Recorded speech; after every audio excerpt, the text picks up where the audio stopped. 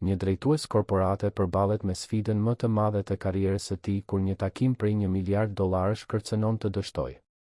Një grua e re e papritur del nga hijet për të shpëtuar situatën.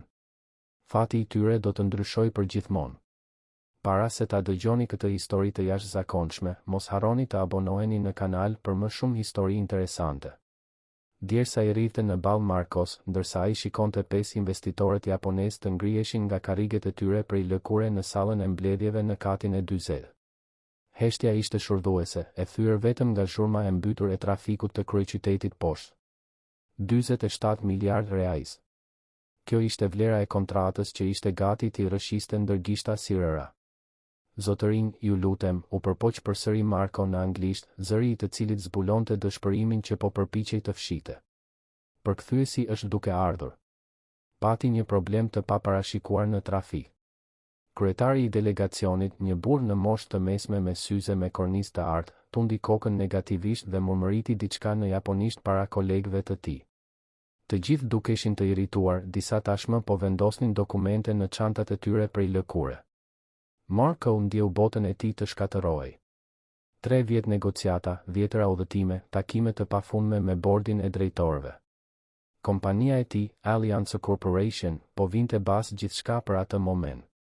Pa këtë investim, qindra punonjës do të humbisnin vendet e tyre të punës. Projektet e zgjerimit që ishin tashmë në zhvillim e sipër do të duhej të anuloheshin. Atashi Nihongo ga Hanasemasu. Zëri femëror e përshkoi atmosferën e tensionuar si një te impreh. Të gjithë u kthyen nga fundi i dhomës, ku një grua e re rreth 17 vjeç qëndronte pranë tavolinës anësore, me një shishe me ujë kristalor ende në duar. Flokët e saj ngjyrë kafe ishin të lidhura bisht të thjeshtë dhe mbante veshur një uniform blu të errët që Marko e njihte si të stafit të pastrimit. Kishte diçka në qëndrimin e saj që tërhiqte vëmendjen, edhe pse dukshëm nervoze, ajo i mbante shpatullat drejt dhe shikimin të qëndrueshëm. Ishte sikur e gjithë jeta e saj e kishte përgatitur për këtë moment, edhe nëse nuk e dinte. Mund të flas japonisht, përsëriti ajo, këtë herë në portugalisht me zë të fortë, por të rënduar nga nervozizmi. Marko puliti syt disa herë, duke u përpjekur të kuptonte se çfarë kishte ndodhur. Investitorët japonezë gjithashtu dukeshin të habitur, duke shkëmbyer vështrime. Udhëheqësi i delegacionit tha diçka në japonisht dhe gruaja e re u përgjigj me një rrjedhshmëri mbresëlënëse, sikur të kishte lindur në Tokyo. Ajo po më pyet nëse mund ta përkthej takimin, i shpjegoi gruaja e re Marcos, me duart që i dridheshin pak. Unë thash po. Marko ndjeu një përzierje lehtësimi dhe mosbesimi. Si quhesh? Kiara, u përgjigj ajo, duke ulur shikimin. Nëna ime punon këtu duke pastruar. Unë nuk duhet të isha këtu, por ajo është e sëmur sot dhe erdha ta ndihmoj. Drejtori i ekzekutivit i shikoi burrat japonez, të cilët tani dukeshin pak më pak të irrituar. Njëri prej tyre, më i ri se të tjerët, buzëqeshi diskret kur dëgjoi Kiarën të fliste përsëri japonisht. Ishte sikur të kishte hapur një derë që kishte qenë e mbyllur për orë të tëra. Kiara, ju afrua Marko duke ulur zërin. A mund të na ndihmosh vërtet? Kjo kontratë është jashtëzakonisht e rëndësishme. Ajo hezitoi për një moment, duke kafshuar buzën e poshtme. Marko mund ta shihte frikën në sytë e saj, por kishte edhe diçka tjetër, vendosmëri. Nëna ime gjithmonë më thoshte se nëse mund të ndihmoj dikë, duhet ta ndihmoj. Edhe nëse askush nuk e sheh. Të gjithë do të shohin sot, tha Marko me sinqeritet. Nëse pranon të na ndihmosh, të garantoj se do të njohin. Kiara mori frym thellë dhe pohoi me kokë. Do të bëj çmos. Marko u kthye nga investitorët dhe u bëri shenjë të uleshin përsëri. Kiara u pozicionua strategjikisht midis dy grupeve, qëndrimi i saj drejt tregonte një vetbesim që i binte ndesh me moshën. Udhëheqësi i delegacionit japonez filloi të fliste dhe Kiara përktheu me një saktësi që i habiti të gjithë në dhomë. Zëri i saj, fillimisht i trembur, u forcua me çdo frazë të përkthyer. Marko e kuptoi se ajo jo vetëm që e zotëronte gjuhën, por edhe i kuptonte nuancat kulturore që fshiheshin pas fjalëve. Ai po shpjegon se ata u ofenduan nga mungesa e përkthyesit, përktheu Kiara. Për ta, kjo tregon mungesë respekti dhe mungesë përgatitjeje. Ata udhëtuan 15 orë për të qenë këtu. Marko ndjeu se i shtrëngoi barku. Ai e dinte se e kishte nënvlerësuar rëndësinë e aspekteve kulturore të negociatave. Thuaju atyre se kërkoj ndjes sinqerisht. Shpjegoju se kishte një urgjencë familjare me përkthyesin ton zyrtar. Chiara e përcolli mesazhin duke shtuar disa fjalë në japonisht që Marko nuk i kuptonte. Toni i investitorëve ndryshoi pak, duke u bërë më pak armiqësor. Takimi vazhdoi për 2 orë. Chiara tregoi jo vetëm rrjedhshmëri gjuhësore, por edhe një kuptim mbreslënës të termave teknik dhe financiar që po diskutoheshin. Marko e vëzhgoi i magjepsur, ndërsa ajo arrinte të kuptonte jo vetëm fjalët, por edhe qëllimet që fshiheshin pas tyre. Në një moment vendimtar, kur japonezët dukeshin ngurues për një klauzol specifike në kontratë, Chiara kërkoi leje të fliste drejt për drejt me ta. Marko pohoi me kokë, i kureshtur për atë që kishte ajo në mendje. Chiara foli në japonisht për disa minuta me udhëheqësin e delegacionit. Marko vuri re se burri duke i gjithnjë më i interesuar, duke bërë pyetje dhe duke tundur kokën në shenjë pohimi. Për çfarë po diskutonit ju të dy? Pyeti Marko kur biseda mbaroi. Ata ndihen të nënvlerësuar nga propozimi fillestar, shpjegoi Chiara. Në kulturën japoneze, mënyra se si e paraqet një ofertë është po aq e rëndësishme sa përmbajtja. Ata i interpretuan disa nga termat si mungesë respekti. Marko gëlltiti me vështirësi. Ai ishte gati ta humbiste kontratën për shkak të çështjeve kulturore që as nuk i kishte marrë në konsideratë. Sugjerova një rregullim të vogël, vazhdoi Chiara me fjalët e saj të zgjedhura me kujdes. Një rritje prej 2% në ndarjen e fitimeve në të ardhmen, e paraqitur si një gjest partneriteti afatgjat, jo si një lëshim i detyruar. Marko i bëri llogaritjet mendërisht. 2% do të përfaqësonin miliona në planin afatgjat, por do të ishte një shumë e papërfillshme në krahasim me vlerën totale të kontratës. Dhe ata ranë dakord? Ata duan ta diskutojnë këtë brenda vendit, përktheu Chiara pas një bisede të shkurtër në japonisht. Por toni ka ndryshuar plotësisht. Tanaka tha se ishte i impresionuar nga mirëkuptimi ynë kulturor. Marko ndjeu një val shprese ta përshkonte. Për herë të parë pas orësh, kontrata dukej përsëri e mundur. Japonezët u mblodhen në një cep të dhomës, duke folur me zë të ulët mes tyre. Marko shfrytëzoi momentin për t'u afruar Chiarës. Si e mësove japonishten? Pyeti ai, ende mosbesues ndaj gjithçkaje që kishte parë. Gjyshja ime ishte japoneze, shpjegoi Chiara me një buzëqeshje të turpshme që i shfaqej në fytyrë. Ajo më mësoi kur isha fëmijë. Pastaj ndërroi jetë, por unë vazhdova të studioja vetë. Gjithmonë më kanë pëlqyer gjuhët. Po termat financiar? Si e dije si ti përktheje të gjitha këto? Chiara u skuq pak. Unë gjithmonë i dëgjoj mbledhjet kur pastroj. Jo nga kurioziteti i keq, por sepse e gjej interesante. Me kalimin e kohës, kam mësuar shumë terma. Marko tundi kokën me admirim. Ajo grua e re ishte e jashtëzakonshme dhe ai kishte qenë aq i përqendruar në fletëllogaritjet dhe parashikimet e tij saqë pothuajse e kishte humbur talentin që ishte pikërisht aty, në katin poshtë ndërtesës së tij. Udhëheqësi i delegacionit japonez u afrua, duke buzëqeshur për herë të parë që nga mbërritja e tij. Ai i tha diçka në japonisht Chiarës, e cila e përktheu menjëherë. Ai e pranon propozimin me rregullimin e sugjeruar. Ata duan të nënshkruajnë një marrëveshje paraprake sot dhe të finalizojnë të gjitha detajet javën e ardhshme. Marko ndjeu këmbët e tij të dobësoheshin. 47 miliard reais. Kontrata më e madhe në historinë e kompanisë së tij ishte shpëtuar nga një vajzë 17 vjeçare të cilën askush nuk e kishte vënë re deri në atë moment. U thuaj atyre se i pranoj të gjitha kushtet, tha Marko, duke u përpjekur ta mbante zërin të qetë. Ndërsa Chiara po jepte mesazhin, Marko shikoi nga dritarja panoramike e dhomës. Kryeqyteti shtrihej pafundësisht para tij, miliona njerëz që jetonin jetën e tyre, duke ndjekur ëndrat e tyre. Sa Chiara ishin atje jashtë, talente të fshehura që prisnin vetëm një mundësi për të shkëlqyer. Investitorët u ngritën në këmbë dhe u përkulën me respekt. Marko ja ktheu gjestin dhe ata shtrënguan duart. Marrëveshja paraprake do të përgatitej nga avokatët më vonë atë pasdite. Kur japonezët dolën nga dhoma, Marko u kthye nga Chiara, e cila po i vendoste shishet e ujit në tabaka, sikur të mos kishte ndodhur asgjë e jashtëzakonshme. Marko ju afrua Chiarës duke nxjerrë portofolin nga xhepi i brendshëm i xhaketës. Duart e tij ende dridheshin pak nga adrenalina e asaj që sapo kishte ndodhur. 47 miliard reais të shpëtuara nga një grua e re që duhej të ishte e padukshme për të gjithë ata që ishin aty. Pesha e madhësisë së asaj që kishte ndodhur po fillonte të vendosej në mendjen e tij. Në 15 vjet si drejtues ekzekutiv, ai kishte parë negociatat të dështonin për shkak të detajeve teknike, dallimeve kulturore të keqkuptuara, egove të plagosura.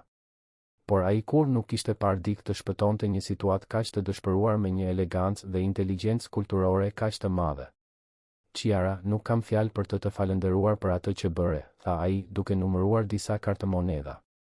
Ky është vetëm një shenjë e vogël vlerësimi, por nesër dua të flas me ty për diçka më të madhe. Chiara shikoi paratë që kishte në duar dhe ja shtyu butësisht Markos. Nuk mund ta pranoj, zotëri. Çfarë do të thuash me atë që nuk mund ta pranosh? Pyeti Marko, vërtet i habitur. Sapo më shpëtove kompaninë. Shpëtove vendet e punës të qindra njerëzve. Ndihmova sepse ishte gjëja e duhur për të bërë, u përgjigj ajo, duke rregulluar shishet e fundit në tabaka. Nëna ime gjithmonë më ka mësuar se kur mund të ndihmojmë dikë, duhet ta ndihmojmë. Nuk kemi nevojë të paguhemi për të bërë atë që është e drejtë. Marko e vëzhgoi Kiarën për një moment. Gjatë viteve të tij si drejtues ekzekutiv, ai kishte takuar njerëz që do të bënin gjithçka përpara, që do të shisnin shpirtrat e tyre për shumë më pak se sa ofronte ai. Dhe ja ku ishte një vajzë 17 vjeçare, vajza e një pastrueseje, duke refuzuar një shumë që me shumë mundësi do të përfaqësonte pagën e një muaji për familjen e saj. Të paktën më lejo të jap kartën time, këmbënguli Marko, duke nxjerrë një kartë vizitë të artë nga portofoli. Nëse të duhet diçka, çfarëdo qoftë, më telefono. Chiara hezitoi për një moment para se ta pranonte kartolinën. E shqyrtoi shkurt, Marko Allianz, drejtor ekzekutiv, ishte shkruar me shkronja elegante. Faleminderit, zë Allianz, tha ajo, duke e futur kartën në xhepin e uniformës. Por jam e sigurt se nuk do të kem nevojë t'ju shqetësoj. Marko. Mund të më quash Marko, tha ai me një buzëqeshje të sinqertë. Dhe nuk do të më shqetësosh kurrë. Më premton se do të më telefonosh nëse ke nevojë për ndihmë? Chiara pohoi me mirësjellje, por Marko mund të shihte në sytë e saj se ajo nuk kishte ndërmend të vërtet ta përdorte atë kartë. Kishte një krenari të qetë tek ajo, një dinitet që rrallë e shihte në botën e korporatave. Ku i mësove gjërat për financat dhe negociatat? Pyeti Marko, duke u përpjekur ta zgjaste bisedën. Unë studioj natën, shpjegoi Chiara, duke rregulluar tabakan në duar. Pasi nëna ime kthehet nga puna, kujdesem për të dhe pastaj studioj. Gjithmonë kam ëndërruar të punoj në biznes ndërkombëtar. Në cilën shkollë ndjek? Chiara uli shikimin. Në fakt, unë mbarova shkollën e mesme në moshën 15 vjeç, duke studiuar vetë. Tani po përpiqem të kursej para për kolegjin, por... Zëri i saj u dobësua. Por është e shtrenjtë, shtoi Marko, duke e kuptuar. Po, por nuk do të dorëzohem. Nëna ime punon shumë për të më dhënë mundësi që ajo kur nuk i ka pasur. Nuk do t'i humbas ato. Marko ndjeu diçka të trazoi në gjoks. Në zërin e Kiarës kishte një vendosmëri që i kujtonte veten kur ishte i ri, përpara se të trashëgonte shoqërinë e të atit. Ai pothuajse kishte harruar se si ishte të luftoje për çdo mundësi. Chiara, ke një talent të jashtëzakonshëm. Nuk duhet ta humbasësh kohën duke pastruar zyrat. Puna e ndershme nuk është humbje kohe, u përgjigj ajo me vendosmëri, por pa qenë e ashpër. Dhe përveç kësaj, unë e ndihmoj nënën time. Kohët e fundit ajo nuk ka qenë mirë. Marko e kuptoi se kishte prekur një nerv. Më fal, nuk e kisha fjalën për këtë. Thjesht ke një potencial të jashtëzakonshëm. Do të ishte humbje kohe të mos e zhvilloje. Chiara buzëqeshi me turp. Ndoshta një ditë. Për momentin, kam përgjegjësi. A mund të pyes për baban tënd? Fytyra e Kiarës u ngurtësua pak. Ai na la kur isha 12 vjeç. Tha se nuk donte më përgjegjësi. Ajo mori frym thellë dhe Marko mundi të shihte dhimbjen që ajo ende mbante. Në fakt, kjo ndodhi gjatë një prej krizave shëndetësore të nënës sime. Ajo u shtrua në spital me probleme të frymëmarrjes dhe unë kalova netët në spital duke bërë detyrat e shtëpisë në korridor. Ai tha se nuk mund ta përballonte presionin financiar dhe emocional. Chiara ndaloi duke parë nga dritarja. Por e dini çfarë mësova nga kjo? Mësova se disa njerëz ikin nga vështirësitë, ndërsa të tjerët bëhen më të fortë për shkak të tyre. Unë dhe nëna ime zgjodhëm të bëhemi më të fortë. Marko pohoi me kokë, duke respektuar dhimbjen që ndjente pas fjalëve të zgjedhura me kujdes të Kiarës. A jeton larg që këtej? Në periferi të kryeqytetit, u përgjigj ajo me paqartësi. Më duhen 3 autobus për të ardhur këtu, por ja vlen. 3 autobus, bëri llogaritjen Marko mendërisht. Duhet të duhen të paktën 2 orë për të udhëtuar.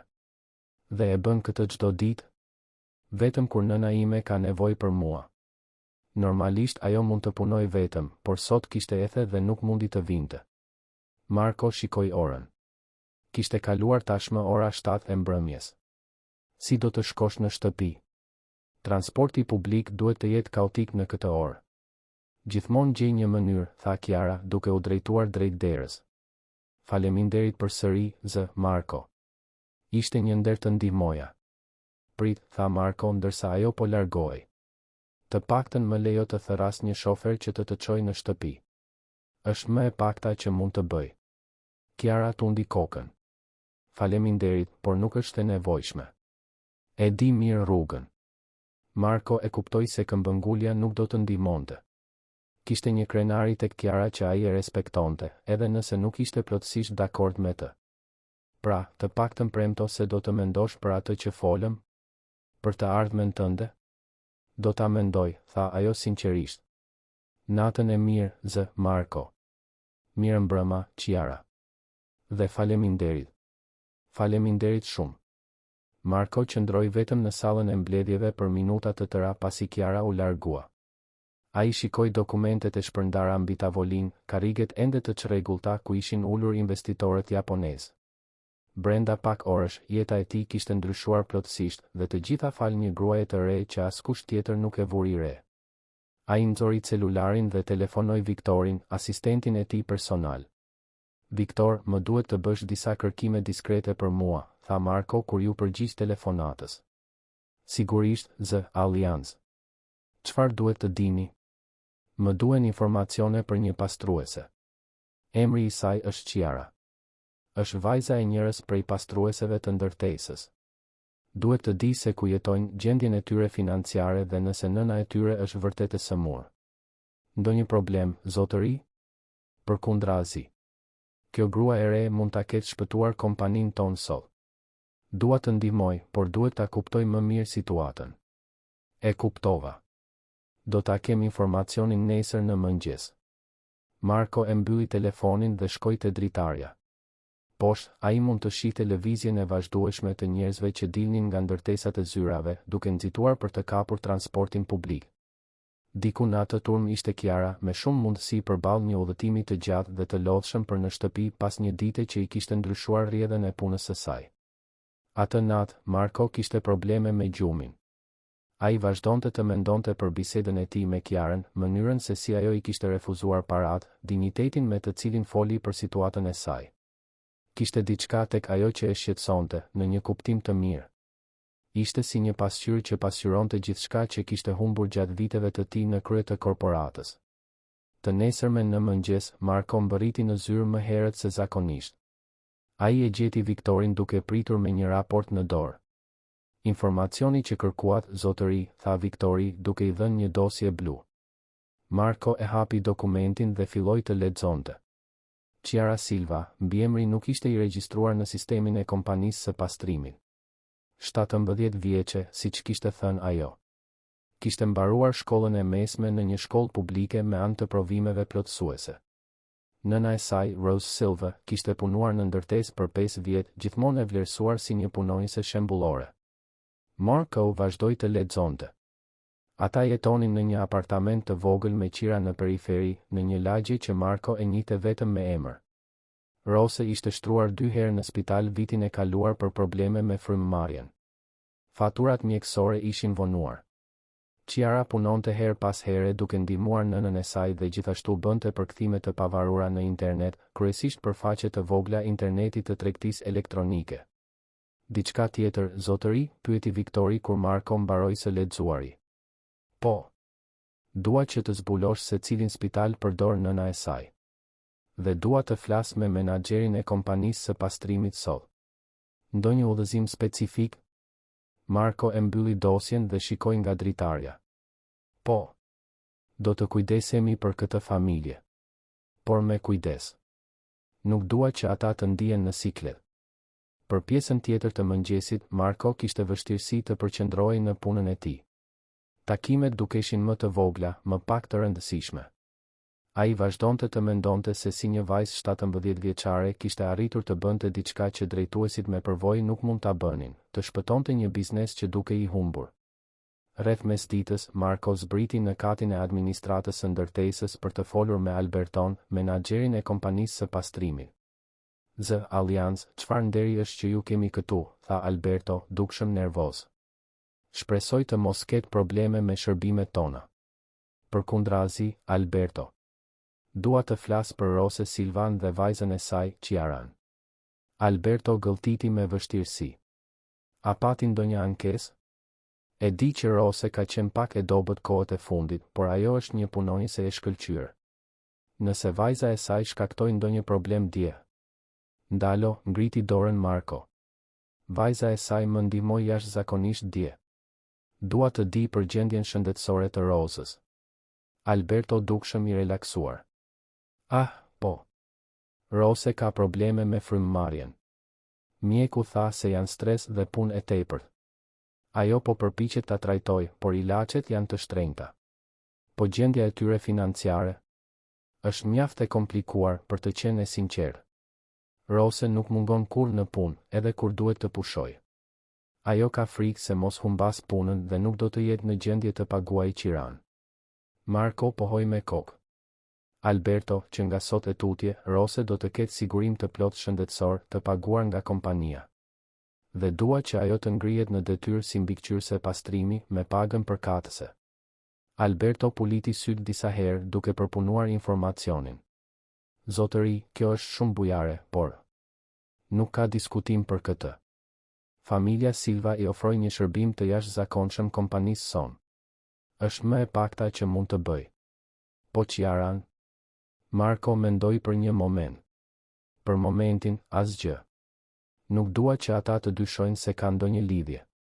Rose e meriton ngritjen në detyrë për shkak të meritave të saj, 50 punë të patëmet meritojnë njohje. Atë pasdite, Marko e gjeti veten duke hedhur shpesh shikime nga dritarja, me shpresën për të parë Chiaran në ndërtesë. Por ajo nuk u shfaq. Rose kishte ardhur në punë duke u dukur se ndihej më mirë dhe kishte një shprehje mosbesimi dhe mirënjohjeje në fytyrë kur dëgjoi për ngritjen në detyrë. Në fund të ditës, ndërsa Marko po dilte nga ndërtesa, pa Chiaran duke ecur drejt hyrjes. Ajo dukej e lodhur, duke mbajtur një çantë shpine të rëndë. Chiara, e thiri ai. Ajo u kthye e habitur. Zë, Marko. Si jeni? Po, faleminderit. Po ti? Si është nëna jote? Shumë më mirë, faleminderit. Në fakt, sot ndodhi diçka e pabesueshme. Ajo u ngrit në detyrë si mbikëqyrëse dhe mori sigurim shëndetësor. Nuk e dim si ose pse, por jemi shumë mirënjohës.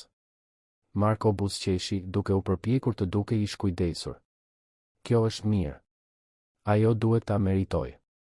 Ajo sigurisht që e meriton, tha Chiara me krenari. Ajo është punonjësja më e mirë që kanë. Po ti? Çfarë po bën këtu sot? Erdha të marr disa gjëra që nëna ime i harroi dje. Dhe gjithashtu. Ajo hezitoi. Çfarë? Po mendoja për atë që the dje. Për potencialin tim. Chiara mori frymë thellë. A mund të flasim? Marko ndiu një val kënaqësie kur dëgjoi fjalët e Chiarës. Gjatë natës së kaluar, ai kishte pritur që ajo të reflektonte mbi situatën e saj, por nuk ishte i sigurt nëse ajo do të merrte iniciativën.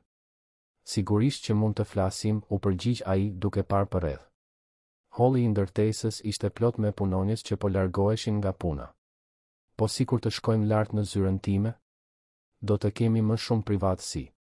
Chiara hezitoi për një moment duke i hedhur një vështrim çantës së shpinës dhe rrobave të thjeshta. Nuk dua të shqetësoj. E di që duhet të jesh e zënë. Dje kurseve një kontratë prej $47 miliardë, Chiara. Mendoj se mund të kursej disa minuta për të folur me ty.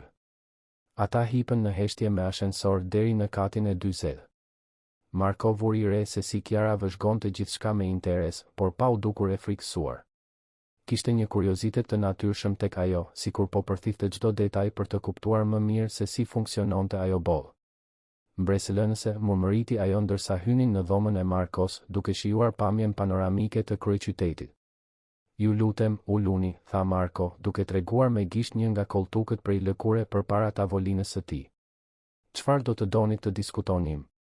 Kiara u ul në koltuk, duke e vendosur çantën e shpinës në dy sheme pranë saj. Djethe se kisha potencial. Kam menduar për këtë gjithë natën. Mori frym thellë. Gjithmonë kam ndëruar të punoj në biznesin ndërkombëtar, por kur nuk e mendova se ishte e mundur. Pas asaj që ndodhi dje, fillova të pyesja veten nëse ndoshta duhet të provoj. Dhe çfarë saktësisht keni në mendje? Nuk e di, pranoi Kiara. Kjo është e vërteta. E di që dua të mësoj, e di që jam e mirë me gjuhët dhe që kuptoj pak nga biznesi, por nuk di si ta shndërroj këtë në një karrierë të vërtetë. Marko u mbështet në karrigen e tij, duke studiuar gruan e re përpara tij. Sa gjuhë flet? Rrjedhshëm. Portugalisht, japonisht dhe anglisht. Kam një nivel mesatar të gjuhës mandarine dhe spanjolle. Dhe po filloj të mësoj gjermanisht. 6 gjuhë në moshën 17 vjeç, murmuroi Marko i impresionuar. Si arritet i mësosh të gjitha këto? Interneti është një mjet i jashtëzakonshëm kur ke vendosmëri, buzëqeshi Kiara. Dhe pasi gjyshja më mësoi japonishten, zbulova se kisha një prirje për të përvetësuar gjuhë të tjera.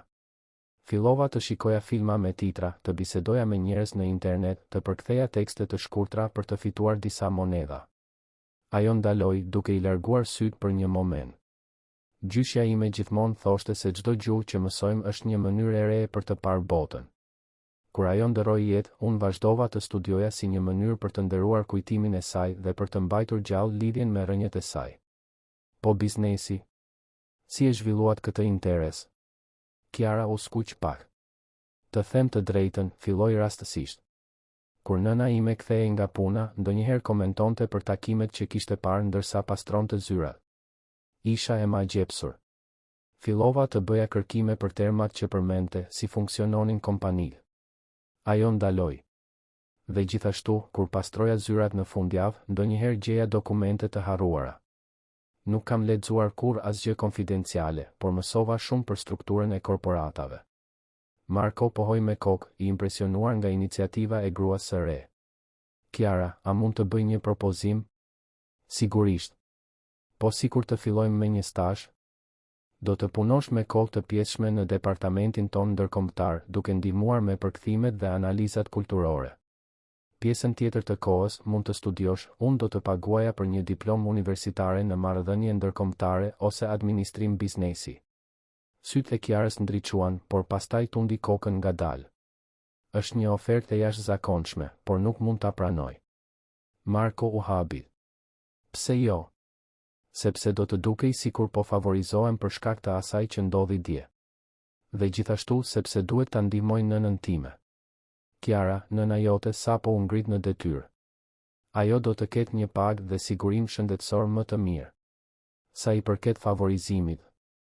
Marko u përkul përpara. Dje demonstrove aftësi që drejtuesit me përvojë nuk i kanë. Do të ishte favorizim nëse do të ofroja diçka që nuk e meriton. Por nuk është kështu. Kiara qëndroi e heshtur për disa çaste, duke peshuar qartë mundësitë e saj. Po sikur të mos i përmbush pritshmëritë? Po sikur të kesh sukses, kundërshtoi Marko. Kiara, talenti si yti nuk mund të shkojë dëm. Ti ke një perspektivë unike, një kuptim kulturor që është jashtëzakonisht i vlefshëm në botën e biznesit ndërkombëtar. A mund të mendoj për këtë? Sigurisht. Por mos vono shumë. Mundësi të tilla nuk vijnë çdo ditë. Kiara pohoi me kokë dhe u ngrit duke kapur çantën e shpinës. Marko, a mund t'ju pyes pse po e bëni këtë? Dua të them, pse kujdeseni kaq shumë për mua? Edhe Marko u ngrit duke reflektuar mbi pyetjen. E di, Kiara, kam kaluar vite duke ndërtuar këtë kompani, duke mbyllur marrëveshje, duke grumbulluar fitime. por dje më kujtove diçka që kisha harruar. Çfarë?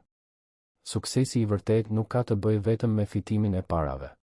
Ka të bëjë me njohjen dhe zhvillimin e potencialit njerëzor. Ti ke talent të jashtëzakonshëm dhe do të ishte një humbje për ty dhe për botën, nëse ky talent nuk do të zhvillohej kurrë. Kiara buzëqeshi dhe për herë të parë Marko pa një shprehje plotësisht të relaksuar në fytyrën e saj. Faleminderit për gjithçka. Do të flas me nënën time dhe do të jap një përgjigje pas disa ditësh. Perfekte. Por mos harroni, kjo ofertë nuk ka datë skadimi. Pavarësisht nëse vendosni ta pranoni nesër apo pas 6 muajsh, dera do të jetë e hapur. Pasi Kiara u largua, Marko qëndroi në zyrën e tij duke menduar për bisedën. Kishte diçka tek gruaja e re që e intrigonte thellësisht. Nuk ishte vetëm inteligjenca apo aftësitë e saj gjuhësore.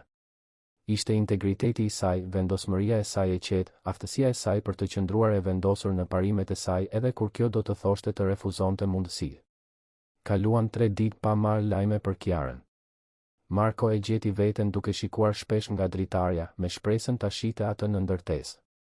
Të mërkurën në mëngjes, Viktori solli një informacion të përditësuar mbi kontratën me japonezët. Dokumentet përfundimtare kanë mbërritur nga Tokyo, informoi Viktori. Ata duan ta caktojnë nënshkrimin përfundimtar për të martën e ardhshme. Dhe ata bën një kërkesë specifike. Cila? Ata duan që përkthyesja e re të jetë e pranishme në ceremoninë e nënshkrimit. Ata thanë se ajo demonstroi një mirëkuptim të jashtëzakonshëm kulturor dhe se do të donin të siguroheshin që të mos kishte keqkuptime në dokumentacionin përfundimtar. Marko buzëqeshi. Edhe investitorët japonezë e kishin njohur vlerën e Kiarës. Do të kontaktoj me të. Atë pasdite, Marko zbriti në katin përdes dhe pyeti në pritje për Rose N. Recepcionistja e informoi se ajo po punonte në katin e 25. Marko u ngjit lart dhe e gjeti duke organizuar një sallë mbledhjesh. Z. Allianz. Rose u tremb kur e pa. Ka ndonjë problem? Jo, Rose. Në fakt, doja të flisja për vajzën tënde. Rose ishte dukshëm e tensionuar. Nëse ka shkaktuar ndonjë telashe të hënën. Rosa, vajza jote na ka ndihmuar jashtëzakonisht shumë. Duhet të flas me të për një projekt të rëndësishëm. Ajo është në shtëpi duke studiuar, tha Rose, ende me kujdes. A mund t'i jap një mesazh? Marko hezitoi. Ai nuk donte ta bënte Rosën të dyshonte, por duhej të fliste urgjentisht me Kiarën. Në fakt, do të ishte më mirë nëse do të flisja drejt për drejt me të. A mund të më japësh adresën tënde? Mund të shkoj atje sonte. Sytë e Rozës u zgjeruan. A do të vish në shtëpinë tonë? Nëse nuk është shumë problem. Bëhet fjalë për një mundësi profesionale për Kiarën. Rose duke e hutuar, por e shkroi adresën në një copë letër. Z. Allianz, a mund të pyes se çfarë ndodhi të hënën? Kiara mbërriti në shtëpi shumë e menduar, por nuk donte të jepte detaje. Marko buzëqeshi. Vajza jote ka një talent të jashtëzakonshëm, Rose. Dhe është koha që të gjithë ta dinë këtë. Atë natë, Marko shkoi me makinë në periferi ku jetonin Kiara dhe Rose. Lagja ishte e thjeshtë, me rrugë të ngushta dhe shtëpi të vogla, por e mirë mbajtur. Ai gjeti adresën, një pallat i vogël me 3 kate. Kur azilja e derës, Kiara u përgjigj nëpërmjet interfonit, qartësisht e habitur kur dëgjoi zërin e saj. Z. Marko? Çfarë po bëni këtu? Duhet të flas me ty, a mund të vi lart? Disa minuta më vonë, Marko ishte ulur në një divan të vogël në dhomën e ndenjes së Kiarës dhe Rosës. Apartamenti ishte modest, por jashtëzakonisht i pastër dhe i organizuar. Kishte libra të shpërndarë në një tavolinë kafeje, shumica e tyre në gjuhë të ndryshme. Mami po bën kafe, shpjegoi Kiara, duke u ulur në një karrige përballë Markos. Është shumë nervoze. Nuk kemi pasur kur një vizitor kaq të rëndësishëm. Kiara, investitorët japonezë bën një kërkesë specifike që ceremonia e nënshkrimit të kontratës të zhvillohet të martën e ardhshme. Çfarë lloj kërkese? Ata duan që ju të jeni të pranishëm. Ata duan të sigurohen që nuk ka keqkuptime kulturore në dokumentacionin përfundimtar. Kiara i puliti syt disa herë. Ata kërkuan posaçërisht për mua? Po. U lat një përshtypje shumë të fortë atyre. Rosa u shfaq në dhomë duke mbajtur një tabaka me kafe dhe biskota të bëra në shtëpi. Duart e saj dridheshin pak. Nuk kishte nevojë të shqetësohesha, tha Marko me mirësjellje. S'keni ardhur, është nder për ne që jeni këtu, u përgjigj Rose, duke I shërbyer kafen në filxhan delikate. Marko piu një gllënjë nga kafeja e tij, ishte e shijshme dhe u kthye nga Kiara. A ke menduar për propozimin tim? Kiara shikoi nënën e saj, e cila dukej e hutuar. Çfarë propozimi? Pyeti Rose. Marko më ofroi një stazh në kompaninë e tij, shpjegoi Kiara. Dhe ai gjithashtu ofroi të paguante për arsimin tim universitar. Rose gati sa nuk e lëshoi filxhanin e kafes. Çfarë do të thuash? Marko ju drejtua Rosës. Vajza juaj ka një talent të jashtëzakonshëm për gjuhët dhe biznesin ndërkombëtar. Do të ishte humbje të mos I zhvillonte këto aftësi. Por ajo është vetëm një fëmijë, murmuroi Rosa. Mami, jam 17 vjeç, tha Kiara butësisht. Dhe duhet të filloj të ndërtoj të ardhmen time. Rose shikoi midis Markos dhe Kiarës duke u përpjekur qartë të përpunonte gjithçka. A është e vërtet kjo? Nuk është ndonjë lloj shakaje? Është plotësisht e vërtet, siguroi Marko. Dhe për ceremoninë e së martës, Kiara do të paguhej si konsulente e specializuar. Shuma do të ishte 5.000 reais për punën e ditës. Këtë herë, si Kiara ashtu edhe Rosa qëndruan plotësisht të heshtura. 5.000 reais, pyeti më në fund Kiara, me zërin pothuajse një pëshpëritje. Është tarifa standarde për konsulentët specialist në kompaninë tonë, shpjegoi Marko. Rose filloi të qante në heshtje. Kiara u ngrit dhe u gjunjëzua pranë karriges së nënës së saj, duke I mbajtur duart. Mami, a është gjithçka në rregull? Është thjesht se kur nuk e mendova se diçka e tillë mund të na ndodhte neve, tha Rose mes lotësh. Gjithmonë kam punuar shumë për t'ju dhënë mundësi, por kur nuk e imagjinova. Marko ndjeu një gung në fyt duke parë skenën. Rose, vajza jote do të shkojë larg. Ju të dy meritoni të gjitha mundësitë e botës. Kiara e shikoi Markon me lot në sy. Pranoj. E pranoj stazhin dhe pranoj të marr pjesë në ceremoninë e së martës. Dhe kolegji, pyeti Marko. Edhe unë pranoj. Por me një kusht. Cila? Dua të shlyej çdo qindark të investuar tek unë. Mund të duhet shumë kohë, por dua ta shlyej. Marko buzëqeshi. Ishte pikërisht përgjigjja që priste nga Kiara. Dakord. Por së pari do të provosh vlerën tënde. Dhe jam I sigurt që do ta bësh. Rose u ngrit dhe, për habin e Markos, e përqafoi. Faleminderit, pëshpëriti ajo. Faleminderit që pe atë që unë gjithmonë shija tek ajo. Atë natë, kur Marko u kthye në apartamentin e tij në pjesën luksoze të kryeqytetit, ai ndjeu një kënaqësi të pashoqe nga çdo marrëveshje që kishte mbyllur më parë. Nuk kishte të bënte vetëm me fitimet apo zgjerimin. Kishte të bënte me dhënien e një shansi dikujt për të realizuar potencialin e tij. Të martën në mëngjes, Marko mbërriti herët në zyrë për të përgatitur gjithçka për ceremoninë e nënshkrimit. Viktori kishte rregulluar çdo detaj, salla kryesore e mbledhjeve ishte dekoruar me lule elegante, dokumentet e përkthyera ishin gati dhe një fotograf diskret do të dokumentonte momentin historik. Kiara mbërriti në ndërtesë në orën 8 të mëngjesit, 2 orë para ceremonisë. Ajo kishte veshur një kostum blu të errët që e kishte bler posaçërisht për këtë rast, veshja e saj e parë profesionale. Marko e takoi në hall dhe mbeti I impresionuar nga transformimi. Gruaja e re e turpshme që ai kishte takuar disa ditë më parë ishte bërë një profesioniste e sigurt. Je gati? Pyeti Marko ndërsa ngjiteshin në katin e 40. Po, u përgjigj Kiara duke rregulluar dosjen me dokumente që mbante me vete. I kam kaluar 3 ditët e fundit duke shqyrtuar të gjitha termat teknik në japonisht dhe portugalisht. Kam bërë kërkime edhe mbi protokollet japoneze të ceremonive të biznesit. Marko buzëqeshi. Përkushtimi I Kiarës ishte mbresëlënës. Viktori përgatiti një dhomë më të vogël ku mund të shqyrtosh dokumentet përfundimtare para ceremonisë. Në dhomën e përgatitjes, Kiara shqyrtoi me kujdes çdo faqe të kontratës. Marko e shikonte teksa ajo bënte shënime në anë të faqes, duke theksuar termat që mund të shkaktonin konfuzion kulturor. Përqendrimi I saj ishte I plotë.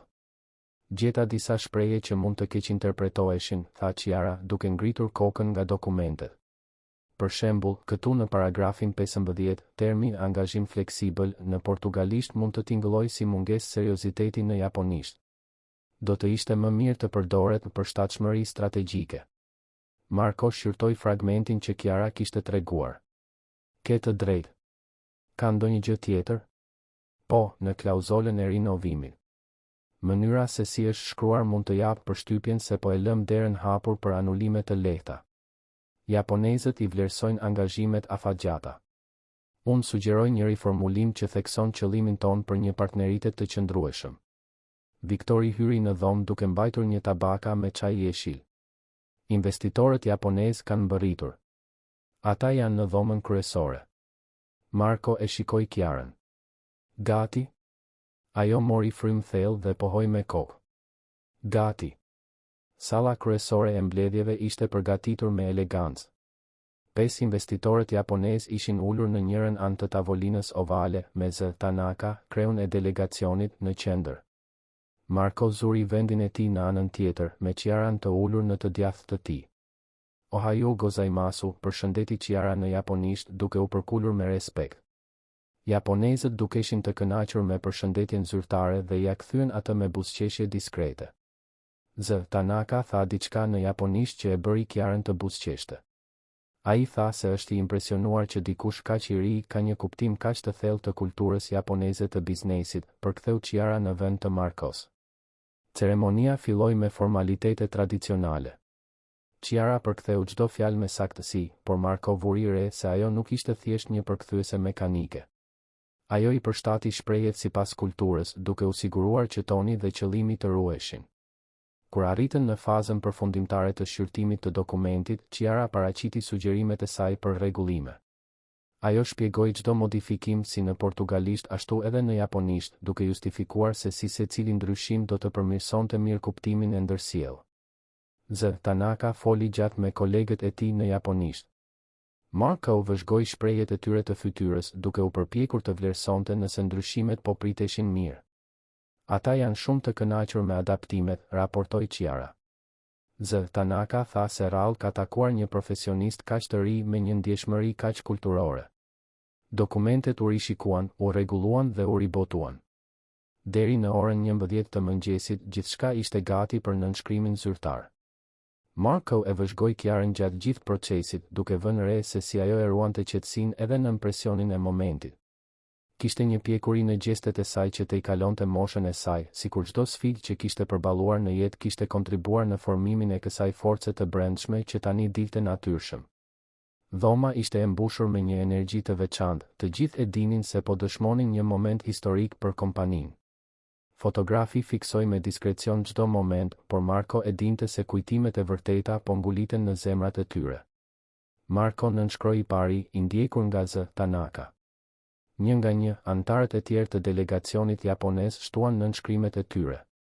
Kur u bë nënshkrimi i fundit, salla shpërtheu në duartrokitje të qeta. Kampai, tha Z. Tanaka, duke ngritur një filxhan sake që i kishte siguruar Viktori. Kampai u përgjigjen të gjithë një zëri. Marko ju afrua Ciarës pas ceremonisë. Si e ndjer? E pabesueshme, u përgjigj ajo, me sytë që i shkëlqenin nga emocioni. Nuk e kisha imagjinuar kur se do të merrja pjesë në diçka kaq të rëndësishme. Z. Tanaka ju afrua atyre dhe foli shkurt me Ciarën në japonisht. Ajo u përgjigj me mirësjellje dhe të dy qeshën me diçka që Marko nuk e kuptonte. Për çfarë po diskutonit ju të dy? Pyeti Marko ndërsa Tanaka u largua. Ai më ofroi një stazh në Tokyo, tha Ciara, duke qenë qartësisht ende duke e përpunuar ofertën. Ai tha se kompania e tyre ka një program për talentet e reja dhe se unë do të isha shumë e mirë pritur. Marko ndjeu një shqetësim të madh. Ai nuk donte ta humbiste Ciarën kaq shpejt. Dhe çfarë përgjigjesh? Ishte një nder të merrja ofertën, por kam ende shumë për të mësuar këtu në Brazil. Marko buzëqeshi i lehtësuar. Vendim i zgjuar. Por mbaj kontakt me të. Mundësitë ndërkombëtare janë të vlefshme. Në javët që pasuan, Ciara filloi zyrtarisht stazhin e saj në departamentin ndërkombëtar të Alliance Corporation.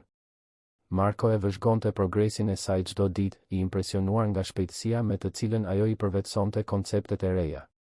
Viktori kishte përgatitur një tavolinë për të pranë ekipit të përkthyesve, por Kiara shpejt vërtetoi se aftësitë e saj shkonin shumë përtej përkthimit. Ajo filloi të merrte pjesë në takime planifikimi, duke ofruar një uri mbi ndryshimet kulturore që mund të ndikonin në negociata. Marko, tha Agnes, drejtoresha e departamentit ndërkombëtar, gjatë një takimi vlerësimi. Kiara po revolucionarizon qasjen tonë me klientët aziatik. Ajo identifikoi probleme në 3 propozime të ndryshme që mund të kishin kushtuar miliona. Çfarë lloj problemesh? Pyeti Marko. Çështje delikate kulturore që as ne, me përvojë, nuk i kuptojmë. Për shembull, në propozimin për kompaninë e Koresë së Jugut, ngjyrat e prezantimit ton ishin të papërshtatshme nga ana kulturore.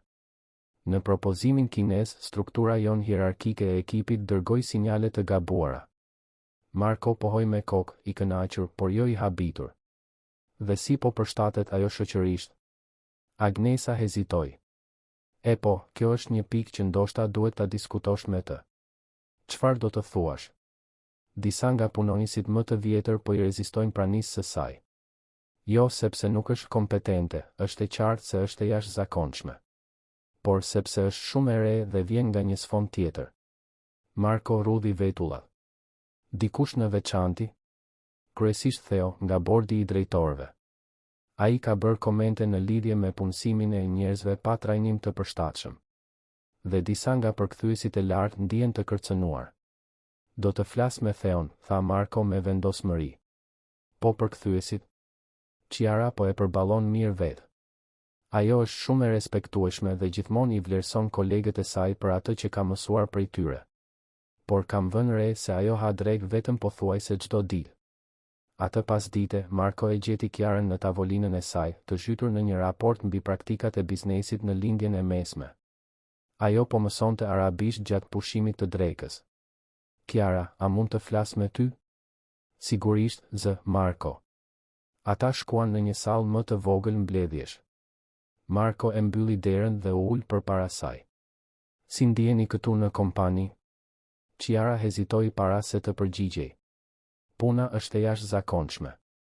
Po mësoj më shumë nga sa e kisha imagjinuar ndonjëherë të mundur. Po nga ana sociale? Si është marrëdhënia me kolegët? Kiara uli shikimin. Disa janë shumë mikpritës. Agnes ka qenë si një mentore për mua. Viktor gjithmonë më ndihmon kur kam nevojë. Po të tjerët? Të tjerëve u duhet kohë të mësohen me mua. E kuptoj. Jam shumë i ri dhe prejardhja ime është ndryshme. Është e natyrshme që ata të kenë dyshime. Marko e admiroi pjekurinë e përgjigjes së Kiarës, por kjo nuk ja paksoi shqetësimin. Kiara, ti e meriton të jesh këtu. Mos e vë kur në dyshim këtë. E di, tha ajo me një buzëqeshje të vogël por të sinqertë. Dhe nuk do të dorëzohem për shkak të disa shikimeve dyshuese. Javën pasuese, kompania mori një propozim për të zgjeruar operacionet në lindjen e mesme. Agnes sugjeroi që Kiara të shoqëronte delegacionin si eksperte kulture, meqense ajo kishte demonstruar një uri mbresëlënëse për rajonin.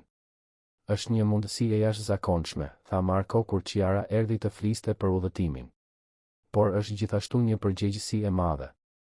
A ndiheni gati? Mendoj se po, u përgjigj Kiara. Kam studiuar shumë për biznesin në botën arabe. I kuptoj ndjeshmëritë kulturore, protokollet e negociatave, pritjet e mikpritjes.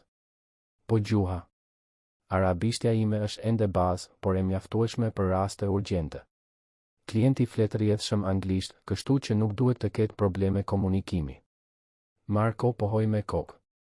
Delegacioni niset të hënën. Agnesa do të udhëheqë dhe ti do të jesh konsulentja kulturore. Udhëtimi ishte planifikuar me shumë kujdes. Kiara përgatiti udhëzime kulturore për të gjithë ekipin, duke shpjeguar gjithçka, nga kodet e veshjes deri te etiketa e biznesit. Marko u impresionua nga thellësia e kërkimit të saj.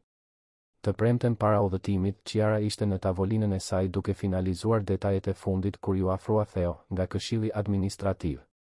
Pra, ti do ta përfaqësosh kompaninë tonë në lindjen e mesme, tha Theo, me një ton të ngopur me skepticizëm. Do ta shoqëroj delegacionin si konsulente kulturore, u përgjigj me mirësjellje Chiara. Një konsulent 17 vjeçar. Interesante. 18, e korrigjoi Chiara. Ditëlindja ime ishte javën e kaluar. Theo buzëqeshi pa humor. 18 vjeç. Çfarë ndryshimi bën kjo? Shpresoj ta kuptosh përgjegjësinë që po merr përsipër. Një gabim nga ana jote mund t'i kushtoj kompanisë miliona. Chiara ruajti qetësinë. E kuptoj plotësisht përgjegjësinë, zë Theo. Dhe nuk kam ndërmend t'ju shgënjej.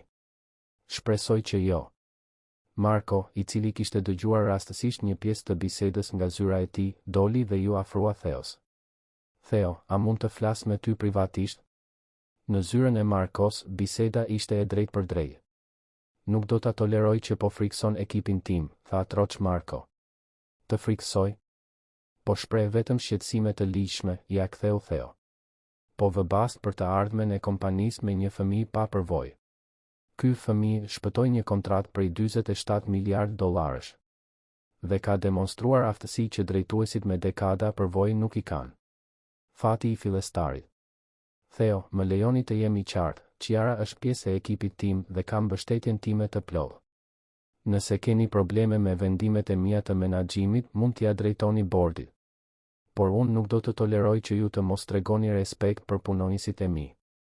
Theo doli nga dhoma dukshëm i irrituar. Marko u kthye aty ku punonte Chiara. Ajo mbeti e përqendruar në raportet e saj, por ai vuri re një tension në shpatullat e saj. Gjithçka është në rregull? Është, u përgjigj ajo pa ngritur kokën. Zë, Marko, a mund t'ju pyes diçka? Sigurisht. A besën vërtet se jam gati për këtë udhëtim? Marko u ul në karrigen pranë tavolinës së Chiarës. Chiara, në 15 vitet e mia si drejtuese, rrallë kam parë dikë kaq të përgatitur sa ti Theo, po reagon nga frika, jo nga logjika. Frikë nga çfarë? Frika nga ndryshimi. Frika se njerëz si ju do të vërtetojnë se përvoja nuk ka të bëjë vetëm me vjetërsinë në punë, por edhe me talentin dhe përkushtimin. Më në fund, Chiara e shikoi Markon. Nuk do të zhgënjej. E di që nuk do të ndodhë. Të hënën në mëngjes, delegacioni u nis për në lindjen e mesme. Marko shkoi në aeroport për t'i thënë lamtumir ekipit. Chiara duke e përsosur me një veshje profesionale konservatore, duke mbajtur një çantë plot me kërkime kulturore. Mbaje mend gjithçka që studiuam, i tha Agnes Chiarës para se të hipte në anije.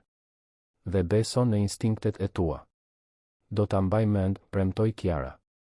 Marko ju afrua asaj përpara se ajo të kalonte kontrollin e sigurisë në aeroport. Chiara, pavarësisht se çfarë ndodh në këtë udhëtim, dua që ta dish se jam krenare për ty. Faleminderit që besove tek unë, u përgjigj ajo. Thjesht i vetvetja. Kjo është më se e mjaftueshme. Marko e shikonte aeroplanin të ngrihej me një përzierje krenarie dhe ankthi. Chiara ishte gati të përballej me sfidën e saj më të madhe profesionale deri më tani. Ai shpresonte që gjithçka të shkonte mirë, por e dinte se, pavarësisht rezultatit, ajo do të dilte nga kjo përvojë më e fortë dhe më e përgatitur për të ardhmen. Udhëtimi për në Dubai filloi në mënyrë perfekte.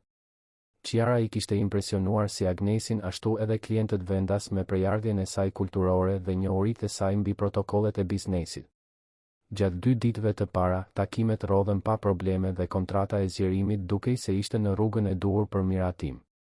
Natën e tretë, Ahmed Al-Rashid, investitori kryesor vendas, e ftoi delegacionin brazilian për darkë në rezidencën e tij, një nder i rëndësishëm në kulturën e biznesit të Emirateve. Agnes i informoi ekipin mbi etiketën e duhur dhe Chiara dha detaje mbi dhuratat e përshtatshme kulturore. Solla disa sende braziliane të punuara me dorë, i shpjegoi Chiara Agnes ndërsa po përgatiteshin në hotel. Bëra kërkime me kujdes për t'u siguruar që ishin të përshtatshme. Agnesa shqyrtoi dhuratat që Chiara kishte zgjedhur, skulptura të vogla prej guri të butë që përfaqësonin zogj brazilian dhe pëllura të punuara me dorë me modele gjeometrike. Zgjedhje perfekte. Ato shfaqin kulturën tonë pa ofenduar asnjë protokoll fetar. Darka në rezidencën e Ahmedit ishte madhështore. Familja Al-Rashid i priti brazilianët me mikpritje tradicionale dhe Chiara i bëri përshtypje të gjithëve me njohuritë e saj themelore të arabishtes dhe ndjeshmërinë e saj kulturore. Gjatë darkës, ajo bisedoi me respekt me gruan e Ahmedit rreth artit brazilian. Kur erdhi koha për të shkëmbyer dhurata, Kiara u ngrit me besim. Ajo e kishte studiuar me kujdes dhënien e dhuratave në kulturën arabe dhe ishte e sigurt se kishte zgjedhur artikujt e duhur. Në emër të kompanisë son dhe të popullit brazilian, tha Kiara, duke paraqitur një kuti elegante, ne do të donim ta ofronim këtë dhuratë si simbol të miqësisë dhe partneritetit ton. Ahmedi e hapi kutin dhe heshte për një moment që dukej se zgjaste për gjithmonë. Kiara vuri re se shpreha e tij ndryshoi lehtë dhe një dridhje i përshkoi shpinën. Diçka nuk shkonte. Gruaja e Ahmedit i përshpëriti diçka në vesh burrit të saj në arabisht. Kiara kapi vetëm disa fjalë, por mjaftuan që ajo të kuptonte se kishte bërë një gabim të tmerrshëm. Ahmedi e mbylli kutin diskret dhe i falenderoi me mirësjellje, por atmosfera në dhomë kishte ndryshuar. Bisedat u bën formale dhe të shkurtra. Brenda një ore, Al-Rashidët po jepnin sinjale të qarta se darka kishte mbaruar. Gjatë rrugës për në hotel, Agnes pyeti, Kiara, çfarë ndodhi atje? Atmosfera ndryshoi plotësisht pas dhuratave. Kiara ndjeu të përzjera që i shtoheshin në stomak. Mendoj se bëra një gabim të tmerrshëm. Por nuk mund ta kuptoj se çfarë. Pasi u kthye në hotel, Kiara kaloi orë të tëra duke kërkuar me dëshpërim në internet, duke u përpjekur të kuptonte se çfarë kishte shkuar keq. Në orën 3 të mëngjesit, ajo gjeti përgjigjen. Një nga skulpturat e zogjve që kishte zgjedhur përfaqësonte një specie që, ndonse e bukur në Brazil, konsiderohej një ogur i keq në disa tradita arabe. Ajo e telefonoi menjëherë Markon, duke harruar ndryshimin e kohës. Kiara, është ora 3 e mëngjesit këtu. A është gjithçka në rregull? U përgjigj Marko i shqetësuar. Marko, i ngatërova të gjitha, tha Kiara me zë të mbushur me lodh. Bëra një gabim të tmerrshëm kulturor. Kontrata humbet për shkakun tim. Merr frym thellë dhe më trego saktësisht se çfarë ndodhi. Kiara rrëfeu të gjithë situatën duke shpjeguar zbulimin e saj rreth simbolizmit negativ të skulpturës. Duhet të kisha bërë më shumë kërkime. Duhet të kisha kontrolluar çdo detaj. Jam idiote. Kiara, ndalo, tha Marko me vendosmëri. Gabimet ndodhin. Gjëja e rëndësishme tani është se si do t'i rregullojmë ato. Çfarë? Ahmedi mezi më shikoi kur u larguam. Agnesa është e shkatëruar, megjithse është shumë e sjellshme për të më fajsuar mua drejt për drejt. Së pari, do të flesh pak. Pastaj, do të gjejmë një mënyrë për ta rregulluar këtë. Më beso. Të nesërmen në mëngjes, Kiara zbriti për mëngjes në hotel me radhë të errët nën sy. Agnes po lexonte emaile në tabletin e saj me një shprehje të tendosur. Mirë mëngjes, tha Kiara me turp. Mirë mëngjes, Kiara. Ahmedi e ka anuluar takimin e sotëm. Ai tha se duhet të rishqyrtoj disa aspekte të partneritetit. Kiara u ul rënd në karrige. Agnes, më vjen shumë keq. E bëra një gabim të plot. Agnesa e shikoi me një shprehje të zbutur. Kiara, të gjithë bëjmë gabime. Ajo që më bën përshtypje është mënyra se si e morët përgjegjësinë menjëherë. Shumë drejtues që njoh do të përpiqeshin të fajsonin të tjerët ose të gjenin justifikime. Por kjo nuk i përmirëson gjërat. Jo, por kjo tregon karakterin e tij. Tani, le të mendojmë se si ta zgjidhim këtë. Kiara mori frym thellë. Kam një ide, por është e rrezikshme. Çfarë ke në mendje? Dua të shkoj personalisht në shtëpinë e Ahmedit. Vetëm. Dua të kërkoj falje siç duhet sipas traditës arabe dhe të shpjegoj se gabimi ishte thjesht për shkak të ignorancës, jo mungesës së respektit. Agnesa rudhi vetullat. Kiara, kjo mund t'i përkeqësoj gjërat nëse nuk bëhet siç duhet. Ose mund t'i shpëtosh. Agnes studiova protokollet e kërkimfaljes në kulturën arabe gjithë natën. E di saktësisht se si t'i qasem kësaj. Pas një bisede të gjatë telefonike me Marcon, i cili mbështeti iniciativën e Kiarës, Agnesa pranoi planin. Ata kontaktuan asistenten e Ahmedit dhe kërkuan një takim privat. Për habin e tyre, Ahmedi pranoi të takojë me Kiarën atë pasdite. Kiara u përgatit me shumë kujdes. Ajo u vesh në mënyrë konservatore, solli një dhuratë faljeje të përshtatshme nga ana kulturore që kishte bler atë mëngjes dhe i përsëriti fjalët e saj në arabisht. Rezidenca e Ahmedit duke ndryshe në dritën e ditës, më imponuese, më serioze. Kiarën e priti një asistente dhe e çoi në një zyrë elegante ku e priste Ahmedi. Said Ahmed, filloi Kiara në arabisht, erdha këtu për të kërkuar falje të sinqerta për ignorancën time kulturore mbrëm. Ahmedi ngriti një vetull, qartësisht i habitur që ajo po fliste arabisht. Kiara vazhdoi, duke alternuar midis arabishtes dhe anglishtes. Zbulova se një nga dhuratat që ofrova mbartë simbolik negative në kulturën tuaj. Kjo ishte rezultat i mungesës sime të përvojës, jo i ndonjë mungese respekti. Po ju shkruaj për të kërkuar mirë kuptimin dhe udhëzimin tuaj. Ahmedi qëndroi i heshtur për një moment të gjatë, duke studiuar Kiarën. I ke hulumtuar protokollet tona të kërkimfaljes, tha ai më në fund në anglisht. Po, zotëri. Dua ta bëj këtë siç duhet. Shumica e perëndimorëve do të përpiqeshin ta justifikonin gabimin ose ta minimizonin atë. Ti e merrje përgjegjësinë e plotë. Sepse ishte gabimi im ta pranoja. Ahmedi u ngrit dhe shkoi te dritarja. Kiara, a mund të pyes për moshën tënde? 18 vjeç, zotëri. 18 vjet, përsëriti ai me mendime. Dhe ti fluturove në një kontinent tjetër për të kërkuar falje personalisht për një keqkuptim kulturor. Po zotëri. Ahmedi u kthye nga ajo. A e di çfarë më tregon kjo për karakterin tënd? Më tregon se je pikërisht lloji i personit me të cilin dua të bëj biznes. Kiara puliti syt, e hutuar. Zotëri. Kiara, gabimet ndodhin. Por mënyra se si i përballojmë gabimet tona zbulon se kush jemi vërtet. Ti tregove për ulësi, përgjegjësi dhe guxim.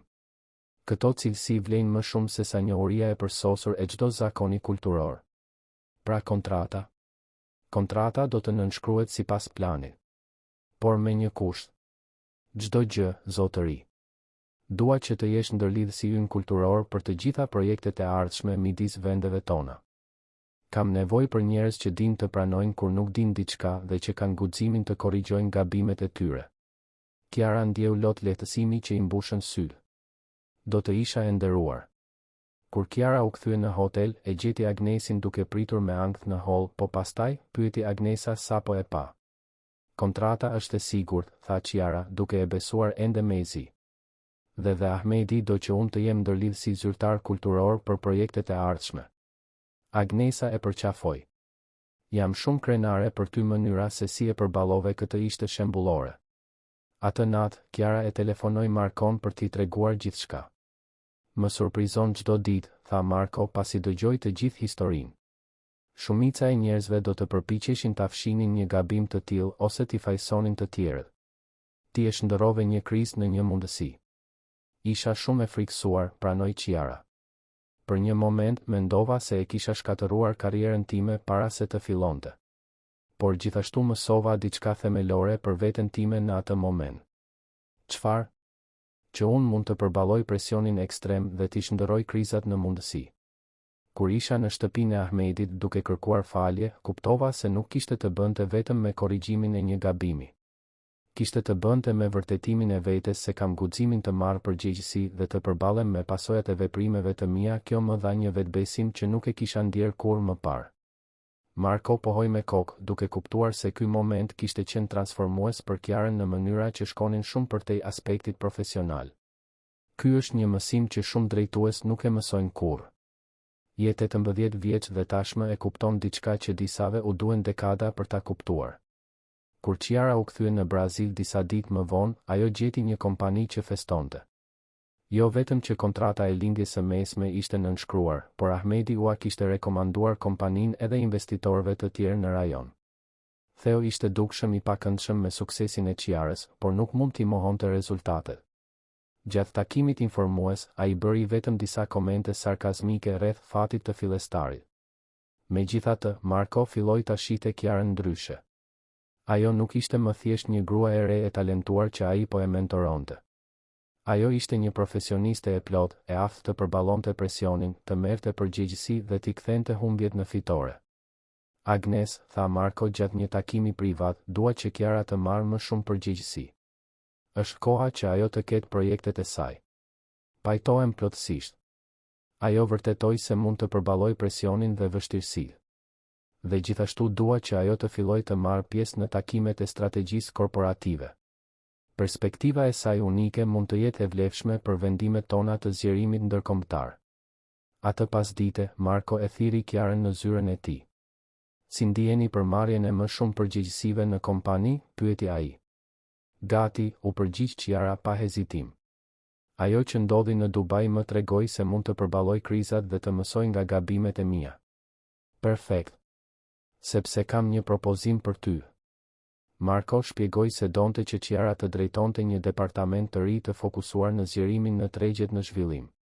Ajo do të ishte përgjegjëse për identifikimin e mundësive, kryerjen e analizave kulturore dhe drejtimin e ekipeve negociuese.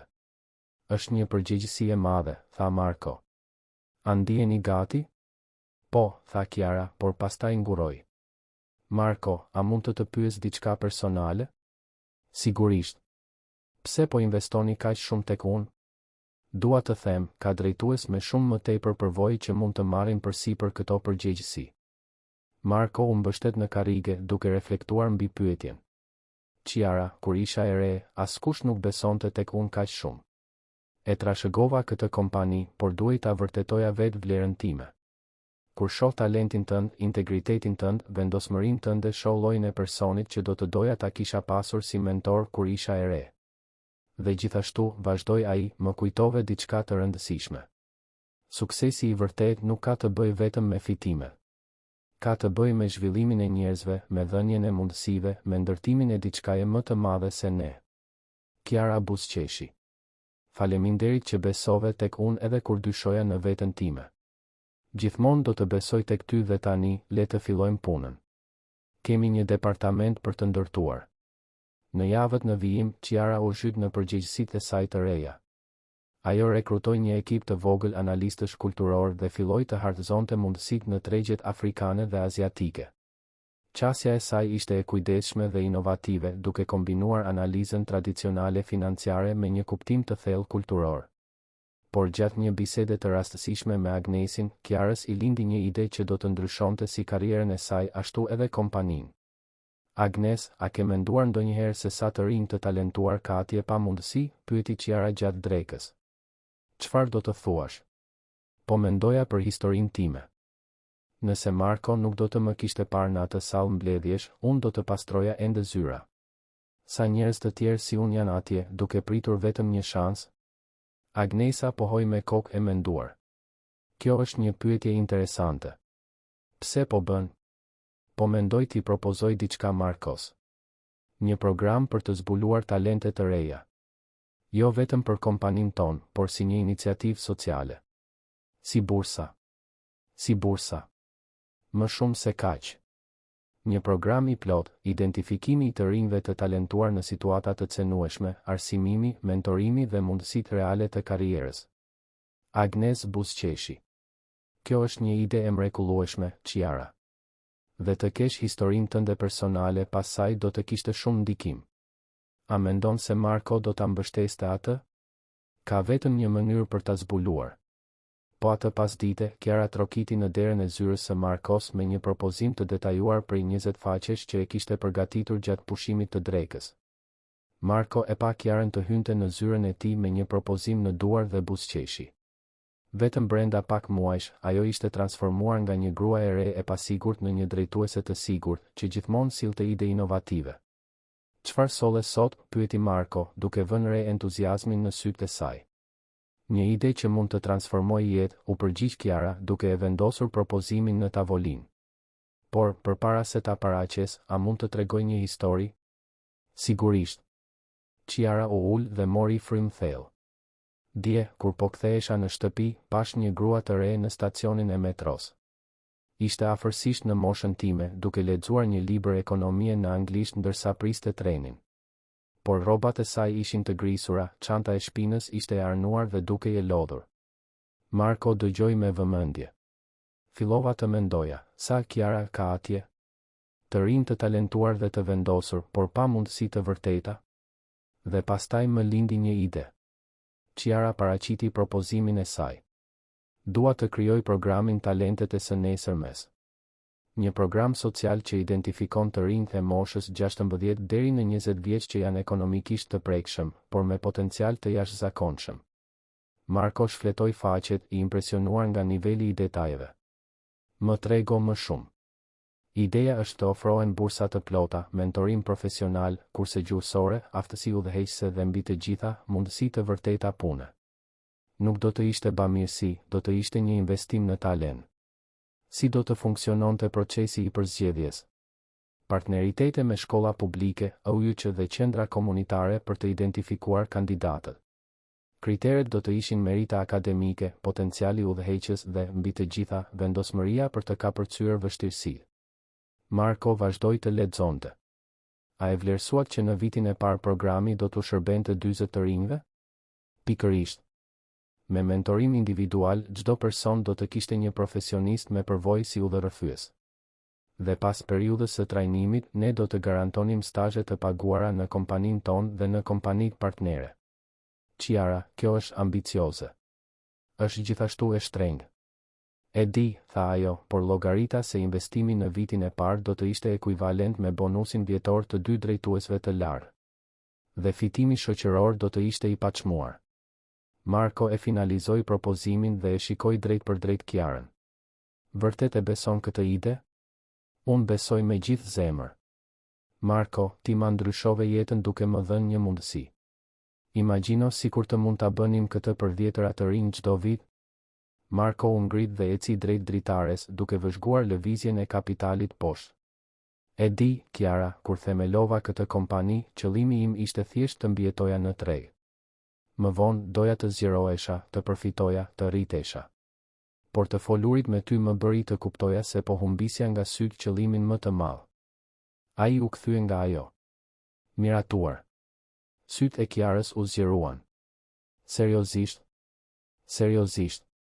Por me një kusht, do ta udhëheqësh programin personalisht. Do të jetë përgjegjësia jote e parë e madhe dhe e pavarur. Kiara u ngrit në këmbë dhe për një moment, Marko mendoi se do të qante. Në vend të kësaj, ajo ja zgjati dorën me profesionalizëm. Faleminderit që besuat përsëri tek unë.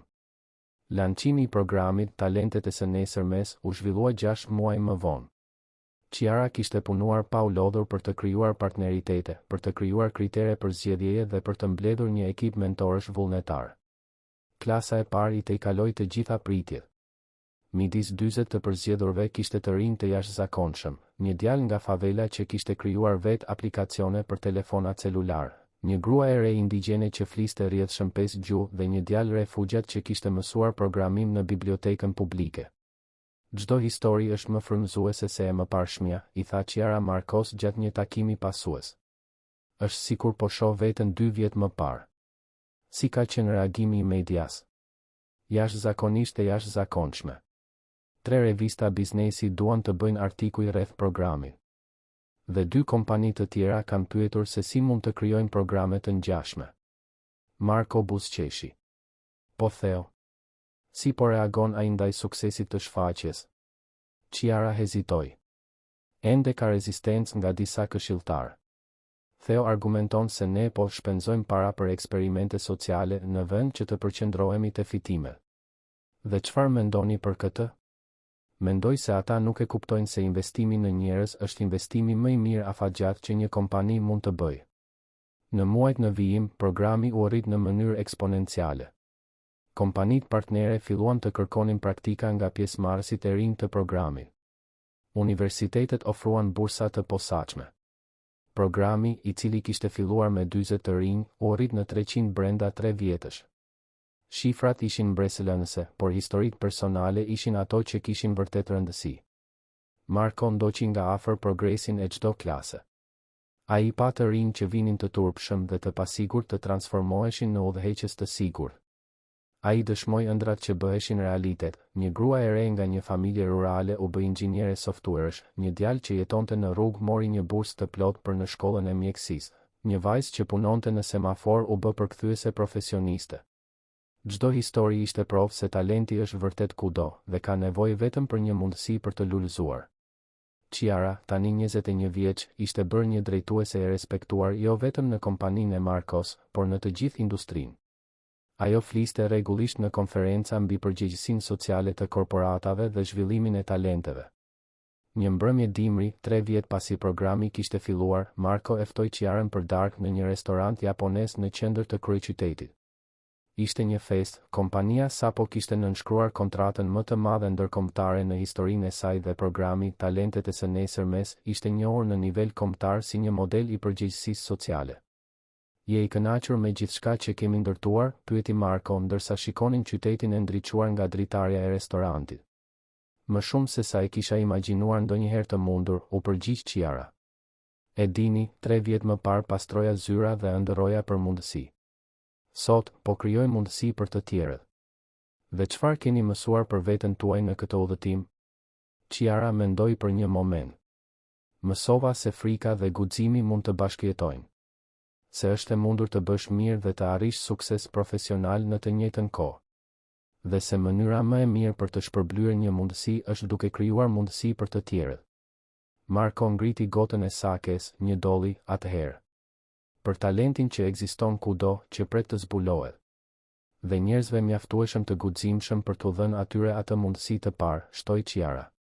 Gjatë darkës, Ciara i tregoi Markos për zbulimin e saj të fundit përmes programit, një vajzë 19 vjeçare vietnameze që punonte në një fabrikë tekstili, por fliste rrjedhshëm 6 gjuhë dhe kishte zhvilluar një sistem përkthimi automatik në kohën e saj të lirë.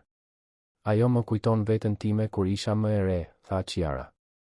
E talentuar, e vendosur, por pa burimet për të zhvilluar potencialin e saj. Sot i ofrova një bursë të plot për të studiuar teknologji dhe gjuhësi. Dhe ajo pranoi? Menjëherë. Kishte lot në sy ndërsa shpjegonte se gjithmonë kishte ëndërruar të punonte me teknologjinë e përkthimit, por kur nuk e kishte menduar se do të ishte e mundur. Marko e shikonte Ciarën teksa fliste, duke vënë re se si sytë e saj shkëlqenin kur përshkruante sukseset e të rinjve në program. Ajo e kishte gjetur qëllimin e saj. Ciara, a mund të bëj një pyetje personale? Sigurisht. A pendoheni për ndonjë gjë? Për rrugën që ka marrë jeta juaj? Ciara buzëqeshi. Marko, 3 vjet më parë isha i tmerruar në atë sallë mbledhjesh, duke u dridhur ndërsa përktheja për investitorët japonezë. Mendova se po humbisja gjithçka duke ekspozuar praninë time atje. Ajo ndaloi duke parë nga dritarja. Sot e kuptoj se ai moment frike ishte momenti që ndryshoi jo vetëm jetën time, por edhe jetën e qindra të rinjve që përfituan nga programi. Nëse do të kisha qëndruar e fshehur, asgjë nga këto nuk do të kishte ndodhur. Pra, nuk pendohesh. As pak. Kam mësuar se ndonjëherë të bësh gjën e duhur është e frikshme. Por gjithmonë ia vlen. Kur darka mbaroi, Marko i ofroi Ciarës një xhiro me makinë, por ajo refuzoi me mirësjellje. Më pëlqen të eci natën. Më ndihmon të reflektoj mbi ditën. Pastaj do të shihemi nesër. Kemi një takim me investitorët gjerman. Do të jem gati, buzëqeshi Ciara. Unë tashmë po studioj nuancat kulturore të bërit biznes në Gjermani. Marko qeshi. Disa gjëra nuk ndryshojnë kurrë. Ti do të jesh gjithmonë personi më i përgatitur në dhomë. Ciara eci nëpër rrugët e kryeqytetit drejt apartamentit të saj. Ishte një vend i rehatshëm që e kishte blerë me kursimet e saj, i dekoruar mirë, me një bibliotekë mbresëlënse me libra në gjuhë të ndryshme dhe fotografi të klasave nga programi Talentet e së nesërmes që mbulonin një mur të tërë. Kur mbërriti në ndërtesën e tij të apartamentit, gjeti një pastruese që mbante një kuti të rënë në krah. Gruaja dukej e raskapitur dhe mezi luftonte për të mbajtur ekuilibrin e peshës. Pa menduar 2 herë, Ciara iu afrua. A mund të ndihmoj, ofroi ajo, duke u shtrirë për të hequr pak nga pesha. Punonjësi u duki habitur nga gruaja e re e veshur elegante që po ofronte ndihmë. S'ka nevojë, zonjush. Është puna ime. E di, tha Ciara me një buzëqeshje të sinqertë, por kjo nuk do të thotë që duhet ta bësh vetëm. Së bashku, ata e quan kutinë në ashensorin e shërbimit. Gjatë udhëtimit, punonjësi komentoi, je shumë i sjellshëm. Nuk është e zakonshme që njerëzit të ofrojnë ndihmë. Nëna ime më mësoi se kur mund të ndihmojmë dikë, duhet ta ndihmojmë. Edhe nëse askush nuk e sheh, u përgjigj Ciara, duke përsëritur fjalët që Rose i thoshte gjithmonë. Kur u ndan në katin përdes, Ciara u ngjit në apartamentin e saj duke reflektuar mbi mënyrën se si kishte ndryshuar jeta e saj. 3 vjet më parë, ajo kishte qenë në vendin e atij punonisi. Sot, ajo po krijonte mundësi në mënyrë që të rinjt e tjerë të mos kalonin nëpër të njëjtat vështirësi me të cilat ishte përballur ajo. Në tavolinën e saj të studimit, ajo gjeti një letër që kishte mbërritur atë pasdite. Ishte nga Ahmed Al-Rashid, nga Dubai. Ai po I shkruante për ta informuar se kishte krijuar një program të ngjashëm me Tomorrow's Talents në vendin e tij, I frymëzuar nga iniciativa e Qiarës. Letra mbaronte me: "Më mësove se pranimi I gabimeve dhe transformimi I tyre në mundësi për rritje është tipari I udhëheqësve të vërtetë." Kiara buzëqeshi dhe e vendosi letrën pranë të tjerave që merrte çdo javë, ish pjesëmarrës të programit që rrëfenin sukseset e tyre, si përmarrës që donin ta përsërisnin iniciativën, të rinj që kërkonin të merrnin pjesë në grupet e ardhshme. Para se të flinte, ajo shikoi nga dritarja e apartamentit të saj. Kryeqyteti shtrihej pafundësisht para saj, plot drita dhe mundësi. Diku atje, të rinj të talentuar po prisnin një mundësi. Dhe nesër, ajo do të vazhdonte të punonte për t'i gjetur ata dhe për t'i ndihmuar të realizonin potencialin e tyre. Qiara reflektoi mbi udhëtimin e saj të jashtëzakonshëm. 3 vjet më parë, ajo ishte thjesht një grua e re e padukshme, që pastronte zyra dhe ëndërronte për një të ardhme më të mirë. Sot, ajo ishte përgjegjëse për një program që kishte ndryshuar jetën e qindra njerëzve dhe ishte bërë një pikë referimi kombëtare. Por ajo për të cilën ishte më krenare nuk ishin çmimet që kishte marrë programi apo njohja mediatike. Ishte dia se po nderonte shembullin e nënës së saj, e cila gjithmonë punonte shumë për t'i dhënë mundësi vajzës së saj, dhe kujtimin e gjyshes së saj, e cila I mësoi se dia është e vetmja e mirë që askush nuk mund të na e heqë. Në sirtarin e saj, ajo mbante letra falënderimi nga të rinjt në program. Secila tregonte një histori të ndryshme për kapërcimin e sfidave dhe rritjen. Ishte letra e Lucës, I cili kishte lënë rrugët për t'u bërë programues, letra e Anës, e cila kishte lënë punën e fëmijëve për të studiuar inxhinieri, letra e Pietros, djali I emigrantëve që tani fliste 5 gjuhë dhe punonte në tregtinë ndërkombëtare. Çdo histori ishte një kujtesë se ajo kishte marrë vendimin e duhur në atë sallë mbledhjesh 3 vjet më parë. 3 vjet më parë, një grua e re e friksuar ngriti zërin në një sallë mbledhjesh, duke ndryshuar përgjithmonë rrjedhën e jetës së saj.